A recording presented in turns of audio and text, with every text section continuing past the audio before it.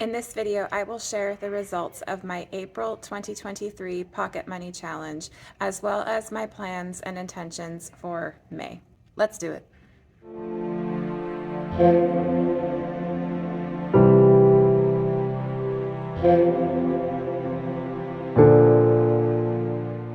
My intention for this one is to keep it short and sweet because I only have 3 things to share for April. If this is your first time seeing one of these videos from me, in January of this year, at the beginning of the year, I decided to set myself a little challenge of giving myself an allowance of a set amount, whatever I decided I could budget for that month, and that would be my allowance or my pocket money, and I could spend it on anything I wanted, and once it was gone, and I had to wait, kind of like how you did when you were young and you had to wait for your allowance. I had such a positive experience with that in January. I decided to do it in February and in March and in April, and now, spoiler, in May. April was a bit of a different month. I did mention in previous videos that my son and I did take a trip to Tennessee. We live in Washington State. We did go to Tennessee for our spring break. We had some money set aside for like fun purchases, specifically related to that trip. So these 3 items aren't related to the trip. Anything related to that trip was kind of already allotted and accounted for, and so I'm not including those purchases in this. This is just extra personal for the month of April outside of that trip. To review for March, in March I was in the hole $1.93. I gave myself $100 to play with, spend on whatever I wanted. So that put me at a balance of $98.07 for March. By the time I was done spending in March, I was in the hole again, but only by 55 cents. So not bad. For April, I allocated 100, and minus the 55 cents that I was in the hole gave me $99.45 to spend on whatever I wanted for the month of April.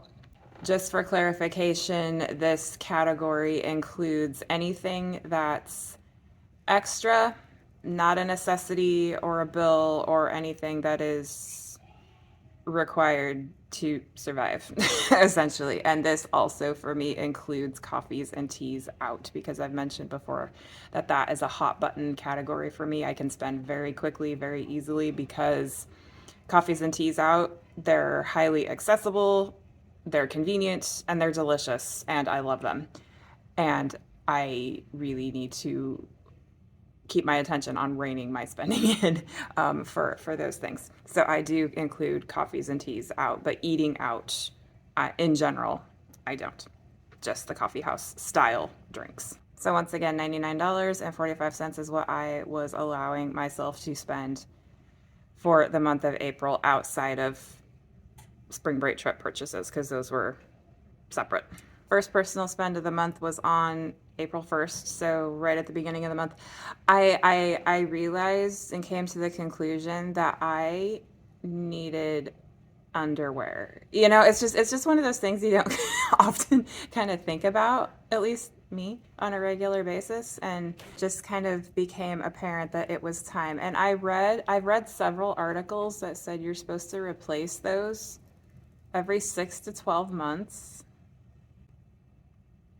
I don't know if you really need to that often. And then I read a few other articles that said that's not necessary as long as you take care of them appropriately. And I'm more inclined to agree with that perspective. In my case, it was very apparent that it was time.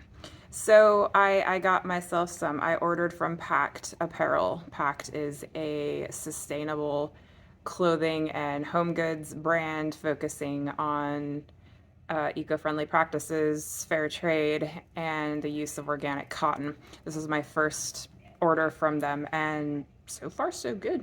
I like what I got. So yeah, I bought undergarments for myself, and I spent $65.16 on that order. And now we're on day 2 because distractions. Okay, I left off with my first purchase of the month, which was my undergarments purchase.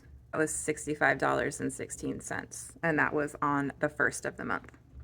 Second pocket money transaction was on the 5th. And once again, as in previous months, I went in halvesies with my kid for Sling TV so he could watch his NASCAR. If you're new to these videos of mine, I actually do have two streaming services that I lump into my fixed expenses, which are Netflix and Spotify, just because we use them a lot and they just work in with fixed expenses because I keep them every month. Other services such as Sling or Paramount, Discovery Plus, or YouTube TV, things like that, I will bring in on sort of a rotating basis. And if I do bring one of those in, those come out of my personal spending budget. But Netflix and Spotify, they're always there. And I do have an Amazon Prime membership. So I have Prime and then I have Hulu, Disney Plus through Verizon. So that's kind of how that works with that. But anyway, Sling TV, the bill was $40. My half was $20, so $20 for Sling TV. That was my second pocket money purchase of the month, and that was on the 5th of April. Last and final pocket money purchase on the 11th of April, I got a cold brew coffee out from a coffee house. That coffee with tip was $6.23. So with those three items, one for $65.16, one for $20 even, and one for $6.23. That brought my total for the month up to $91.39. And $100 was my allowance that I gave myself. So that means I have $8.06 over. And in previous months, I have just sort of rolled that over to my spending allowance for the next month, but I'm actually doing something different now. And anything left over will be rolled into a personal spend sinking fund because I'm saving for a few specific items and I'm not just going to go buy them. I'm going to save for them and I can allocate whatever I want to that sinking fund. So some months it might all be allocated to the sinking fund depending on how I'm feeling at that time. So I had some left over in April, which was good. May is going to be a bit different because I am tracking every expense this month. Every time money leaves my possession, it's getting written down. I'm tracking everything, including fixed expenses. I'm just doing like a running log of what I'm spending because my budget needs to be relooked at, reworked, redone.